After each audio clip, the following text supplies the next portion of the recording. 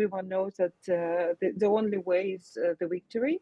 The only way to proceed is to launch the counteroffensive, and we understand that it might happen also during this winter. It might happen in spring.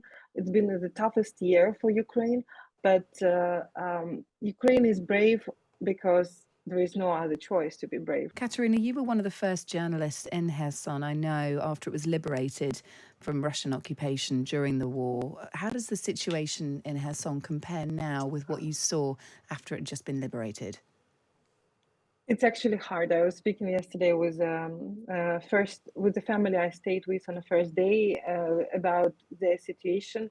So a man who lived under the occupation for 9 months, a young man, he told me that he experiences right now the hardships with sleep. He has it's basically the manifestation of post-traumatic syndrome. It's hard to sleep. He wakes up at night, so he has nightmares.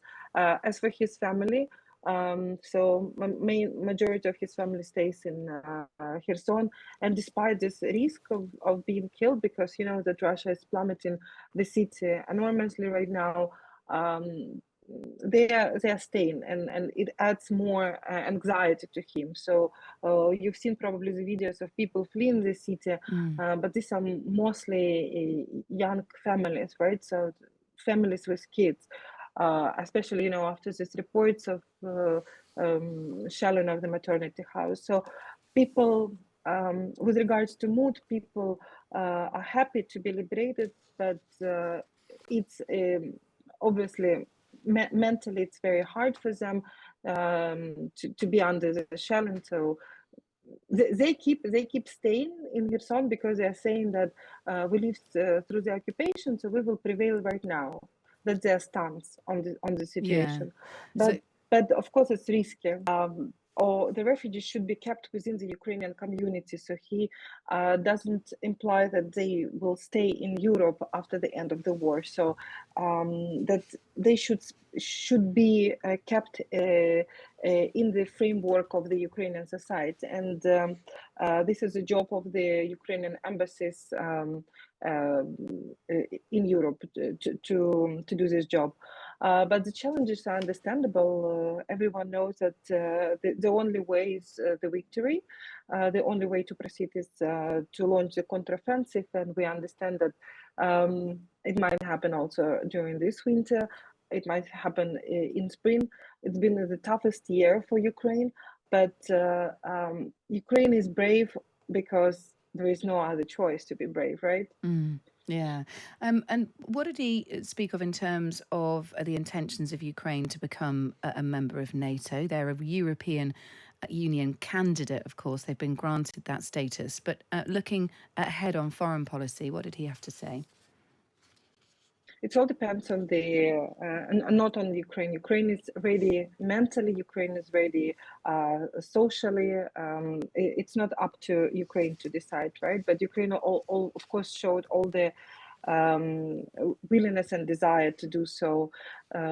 So that's up to the Western allies.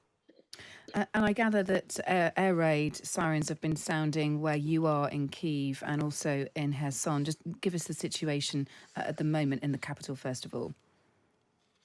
Not only in Kyiv and not only in Kherson, but also across the country. And also his speech yesterday was delayed for at least 1 hour and a half because of this air raid sirens. It's hard because you understand that you need to, every time when the air raid sirens goes off, you need to think about nearby shelter. You also need to think whether how high risk is, because to be honest, right now I'm speaking with you, but the air raid siren is on, and I'm also thinking about the potential chances of the missile attacks. We literally calculate the number of amount of time that would take from the time of the alleged launching of the missiles from let's say Caspian Sea or the Black Sea by the Russians, and during the air raid sirens, apart from that huge risk of being killed, nothing really works. So the banks don't work.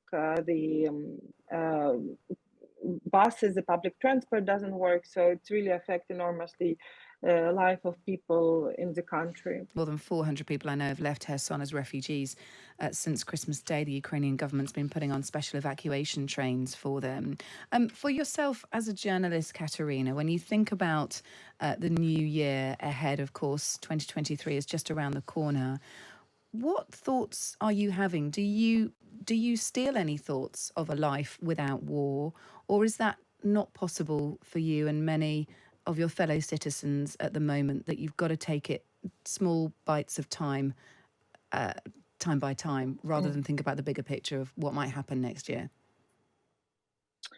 The question addressed to me is, I mean, it's probably not the right person to address this question, because for me the war has started not in 2014, but not in 2022, but in 2014, when it began in my city Donetsk, where I come from.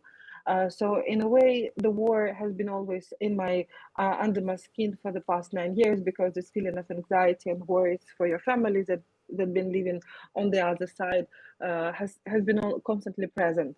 And I understand that we now, the Ukrainian conflict, Ukrainian war looks in a way, like this protracted conflict in the Middle East, where people are born with the war, and they live under the war.